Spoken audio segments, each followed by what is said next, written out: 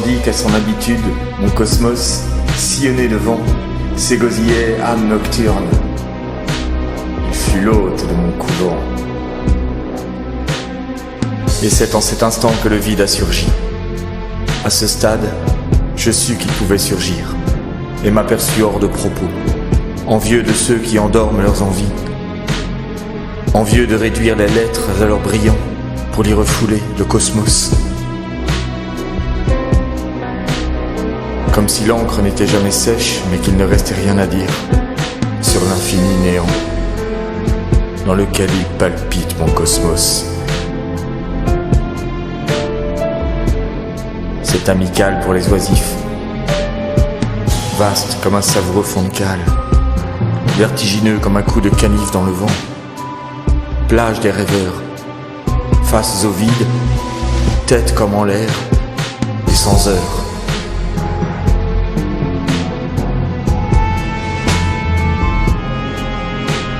La vie est un somnambulisme insoluble.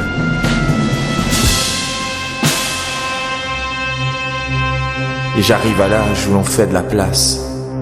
Je me suis senti déglutir. J'ai hurlé d'autant plus qu'on me reprochait de hurler.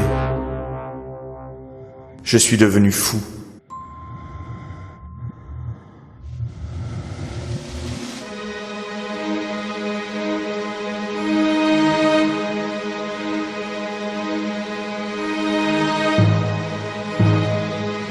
Dès lors qu'on me l'a dit, la folie m'a ouvert tous ses grands bras. Elle s'est montrée si douce avec moi.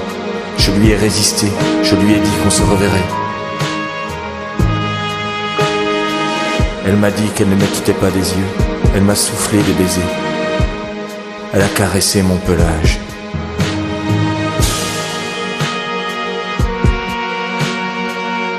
Et soudain je l'ai eue cette étoile. La matière impalpable, c'est de la pensée. Nous sommes comme les fruits d'une tête. Sa vue matérialise nos êtres. Et son hasard est inventif. Mais alors, moi aussi, j'en matérialise. Oh, j'ai mon cosmos.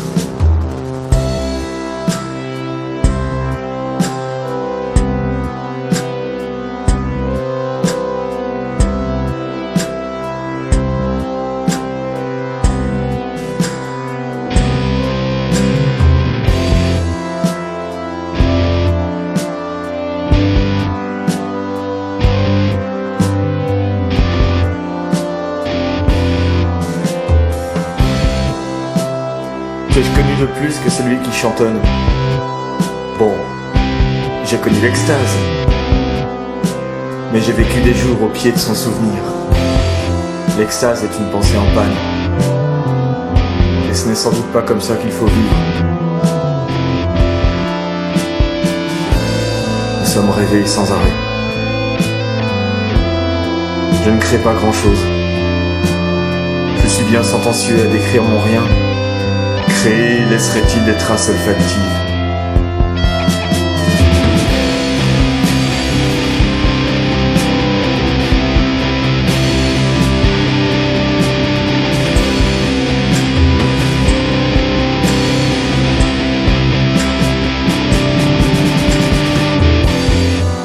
Des ribambelles de symboles imaginaires, aussi factices qu'une anecdote fabulée, genre un souvenir de Dieu. Mais je ne pense pas être un souvenir à l'abandon, un roncier livré à lui-même. Jusqu'aux racines, on ne peut se fier. Je suis un souvenir qui change. suis parfois recadré, réécrit. En témoignent les ratures qu'il me laisse, comme des lianes qui grouillent de vie, de voyageurs d'arbre en arbre. J'aime inscrire le cosmos dans un crâne.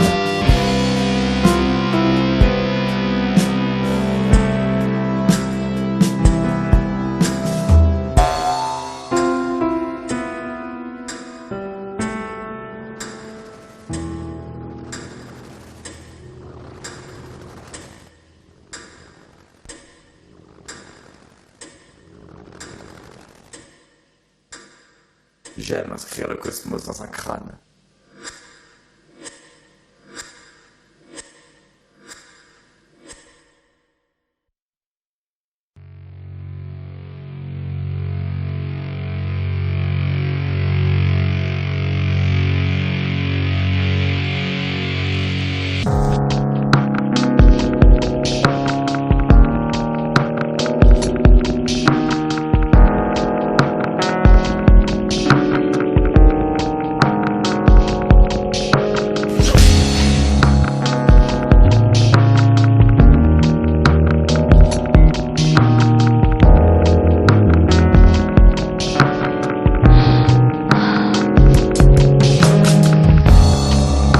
Mon cosmos est ainsi fait qu'il est humble et prétentieux, comme un leader soufflant des bulles.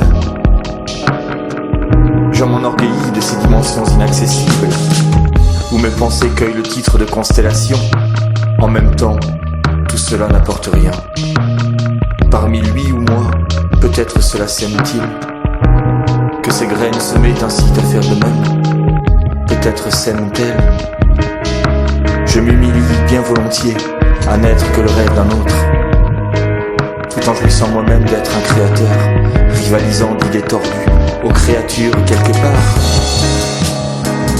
Certaines flottent sur de vastes nappes, certaines sifflent des complaintes, d'autres se cachent dans leur lumière. Quelles étoiles, quelle dimension vous abrite?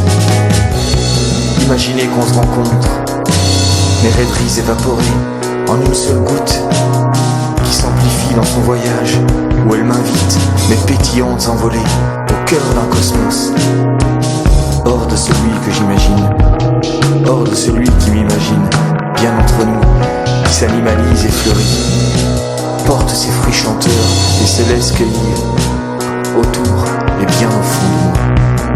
Moi qui dois t'en parler comme d'une seule chose, de quoi ai-je l'air à imbriquer des cosmos? Et toi qui me lis, et par là même de ma dimension, ne serais-tu par hasard rêvé par le même que moi?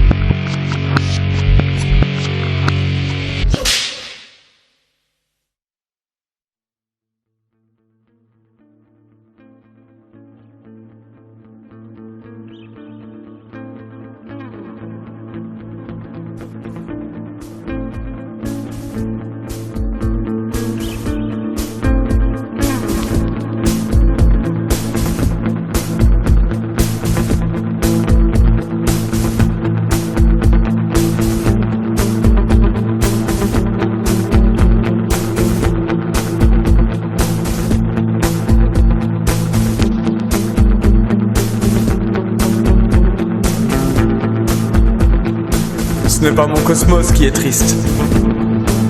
C'est de savoir qu'il est beau sans savoir ce que c'est. Ni ce que beau veut dire pour le décrire, ni pourquoi il doit à tout prix être beau. Sinon j'arrête. Ni si j'y erre dedans, ni si j'en suis dehors, ni s'il a une porte, ni s'il n'est rien. Il est bon. C'est pourquoi ma vie est ponctuée de fou rire. Cette nuit j'ai dû rire bien 20 minutes de rang. Je ne pensais à rien. Je me rends compte à quel point j'étais bien dans ce rien. À quel point il pouvait n'avoir plus de limites. Et ce sont ces éclairs de tristesse qui m'ont alerté sur l'existence de mon cosmos. Il m'irradiait de ses larmes. Certaines avaient la couleur de la joie. Mon cosmos a le droit d'être parfois tristesse, sinon il rit de me voir courir à ses larmes, de leur tendre mes mains, de les rendre joyeuses, de les souffler vers le lointain. De toutes les façons possibles, mon rêveur sourira longtemps. Mais maintenant que je sais qu'il existe, est-ce qu'il le sait, lui? Me ferait-il rire de lui? Et serait-il riant de moi? Et ne serais-je qu'un aimable fou? Je me suis rué sur mon cosmos, et je me suis heurté à même pas ses cloisons. L'innocent, serais-je allé chercher cette paix épanouie, mais nouée par les fils de la satisfaction? Elle, la fugitive, moi le surpris.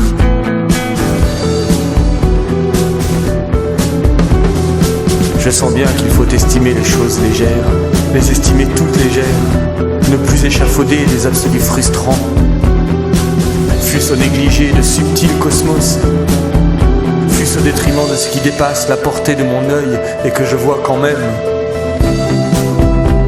Le mal vient de ce que je cherche mal. Je bricole les mystères de ce que je savais déjà. Ce qui dépasse la portée de mon œil est plus près encore. C'est ce qui me traverse. Et le sens qui m'importe en ces vagabondages est celui de celui qui me rêve et que je ne connais pas.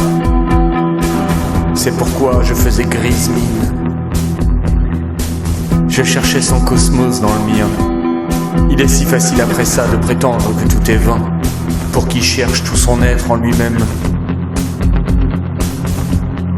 Vouloir que sa pensée recouvre l'univers, comme souffler dans un crapaud séché, dans l'illusion voulue de souffler dans le vide, c'est ardu. Et finalement, j'ai retrouvé le sourire.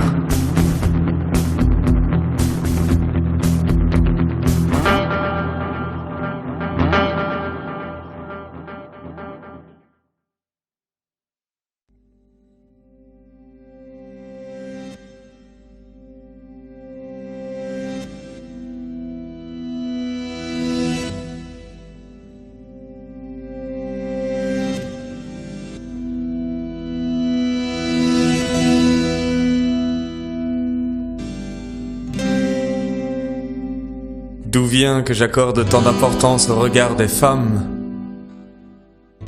Nos êtres de chair se croisent du regard, échangent du cosmos.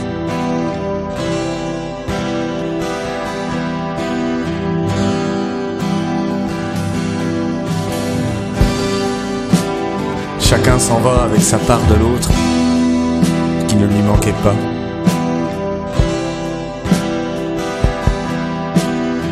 Tant qu'on ne connaît pas la valeur de son or, on en fait de la poudre pour saler la soupe.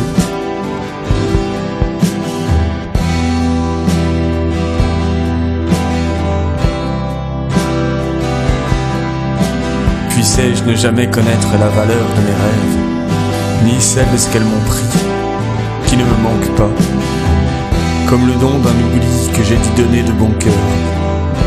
Je sais que cela se fait, et c'est pour ça que j'aime croiser les yeux des femmes.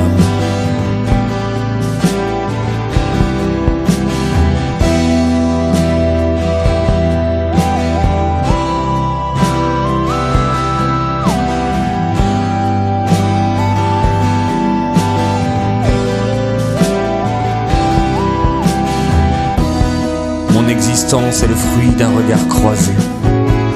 En ce moment des yeux se tiennent et ma vie apparaît au milieu.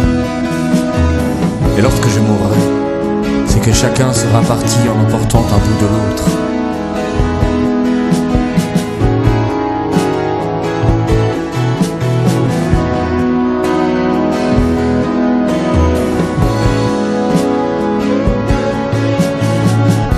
Je serai devenu un souvenir mourant, et qui sera peut-être une bouture ailleurs. Peut-être que le souvenir de moi aura inséminé un autre cosmos, vierge ailleurs, et je renaîtrai.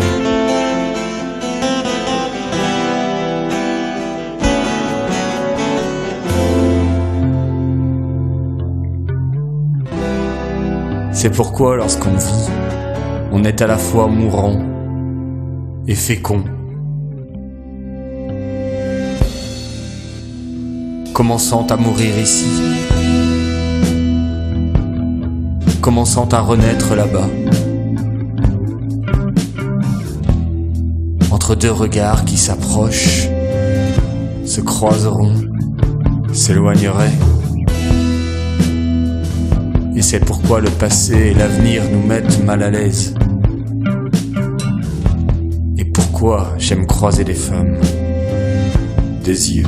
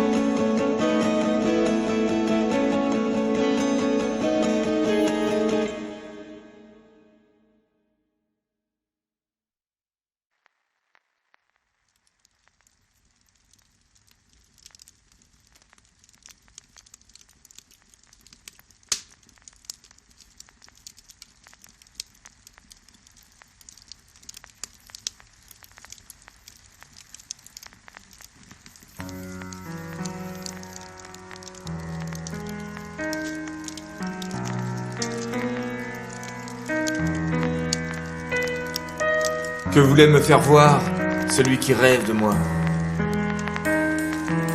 Nul ne m'a forcé à n'être qu'un piètre scientifique. Je n'ai pas su charger les canons de la physique moderne. On dira que c'est par erreur, que c'est l'humeur de ma faiblesse. Mais je la trouvais les beaux jours amusante, à miser sur des particules toujours plus improbables, peut-être trop particulières. Celle du vide pesant, d'une mystérieuse antimatière, luisante en elle-même de lumière par des principes universels, aux délicates exceptions, salvatrice des phénomènes, ouverte sur des ondes si neuves, soufflée du cosmos d'un refuge.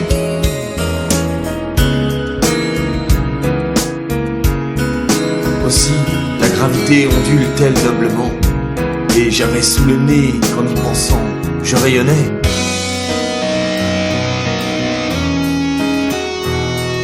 Que mon cerveau en chantonnait les vagues. Et je suis revenu où mes savoirs avaient calé, à l'équivalence de la matière et du rayonnement, à ne plus savoir lequel des deux nous est palpable. Deux spirales avides se forgent des rêves, avec tout ce qui passe, ce que nous sommes censés faire. Aussi, la gravité doit bien servir aux âmes à renaître matière. Voilà pourquoi certains rêves captivants nous épuisent, comme d'avoir porté un fardeau incroyable de réalité.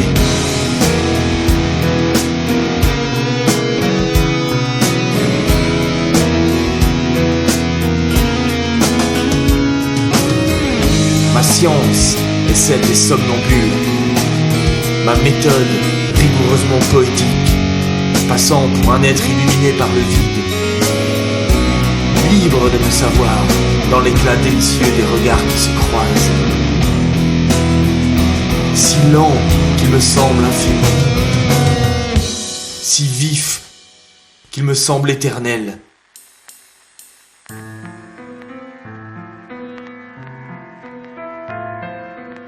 Aussi, cela n'est-il pas grave? Mais je tenais à dire qu'il n'y a plus de place dans mon cosmos pour des choses comme le graviton.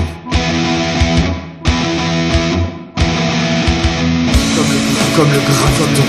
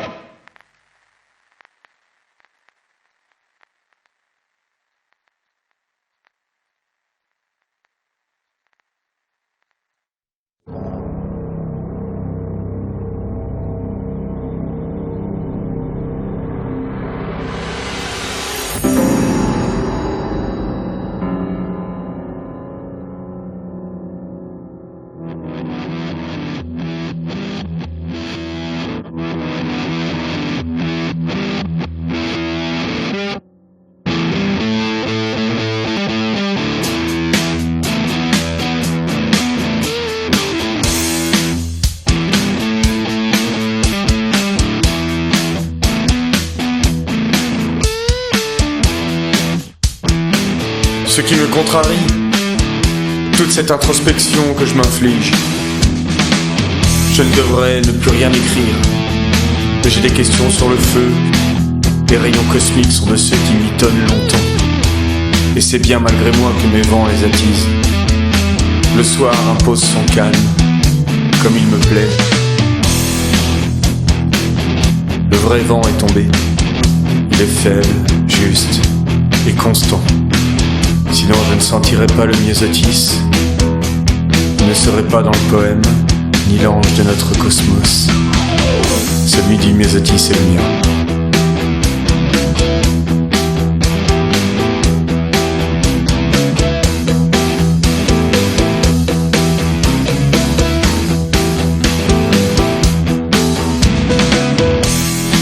Je pense que mon ange me manque. Je suis en train de l'aimer. Je suis en train de l'aimer. Tout à l'heure, je disais qu'il est bon de se sentir aimé de son cosmos, être aimé du soleil, être accueilli le soir en amour, et penser que ce même soir avenant enveloppe mon ange et l'incline vers les mêmes rêves quelque part. Hors de portée de mon regard, et plus rien ne me contrarie. De mes pensées, j'ai fait de la paix. Je peux négliger un moment tout ce que je mijote, et qui ne risque pas de cramer. Dans le cosmos de celle qui me rêve, il y a du temps pour aimer, il y a du temps pour le rêve. Non, je ne suis du cosmos de personne. Je ne sors pas de mon cosmos vent. C'est une cosse sans contour, et sans clause précise. Un vagabondage, un voltige d'instant dans son flux de toujours.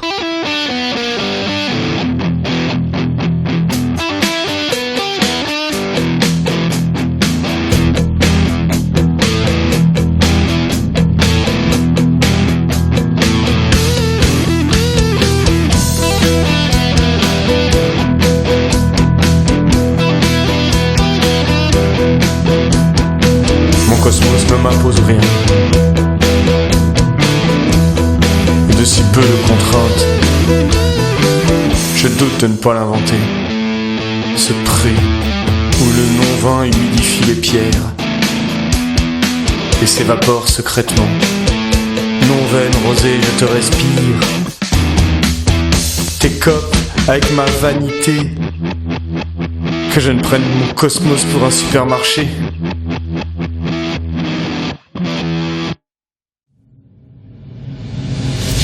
Ce serait l'inverse, il entrerait en rayonnage, il ne serait plus qu'un prétexte pour me donner l'allure d'un dauphin valable, la miniature de l'enfant roi valable, le monde vu par un insecte, et s'en suivrait la démesure. Mon cosmos est vain, vide et con, comme la mort est vaine, vide et conne, mais c'est terrifiant. Si je peux en sortir, c'est que mon cosmos n'est pas un volume connexe. Il a une porte, et s'il n'en avait pas, et s'il était convexe, à moins de naître à l'intérieur, si ça se trouve, on ne le soupçonnerait même pas.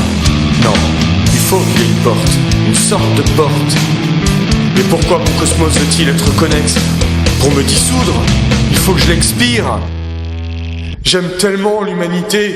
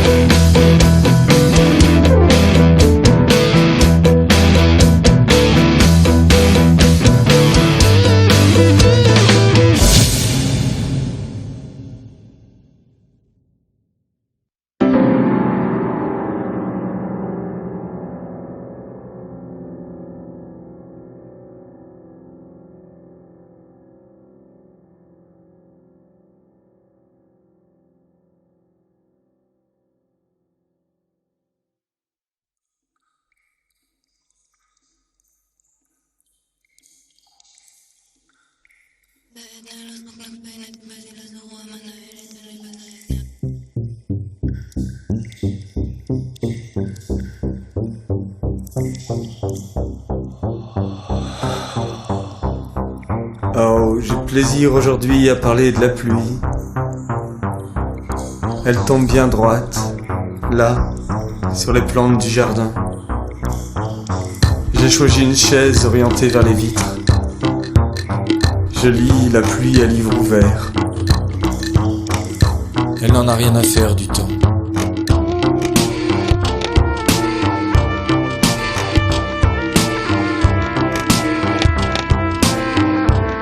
Elle fuse, Goutte, ruisselle, dégouline des clapotis. On picote avec tous ces pitchs. Je ne sais trop ce que c'est, ce que j'appelle la pluie. Elle n'est pas isolée, ni désolée. Ces gouttes s'acheminent.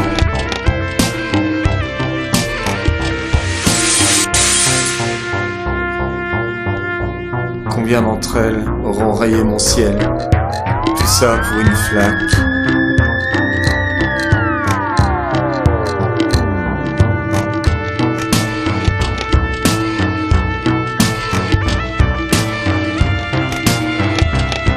Je ne veux plus exorciser la pluie.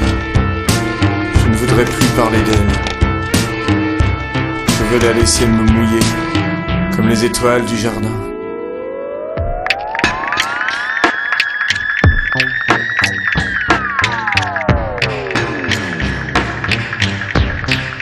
Je suis maintenant sujet à la luxuriance. C'est tout.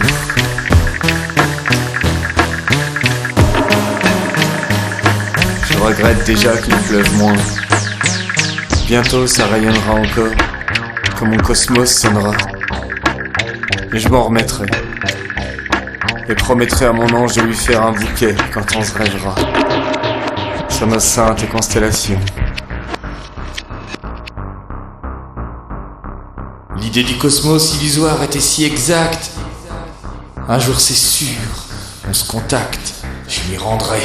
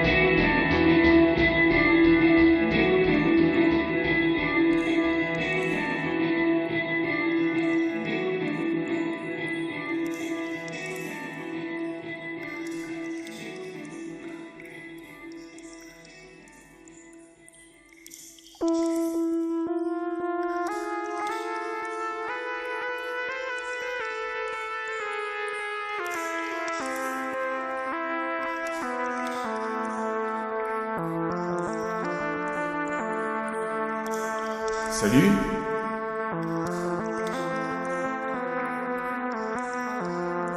Salut.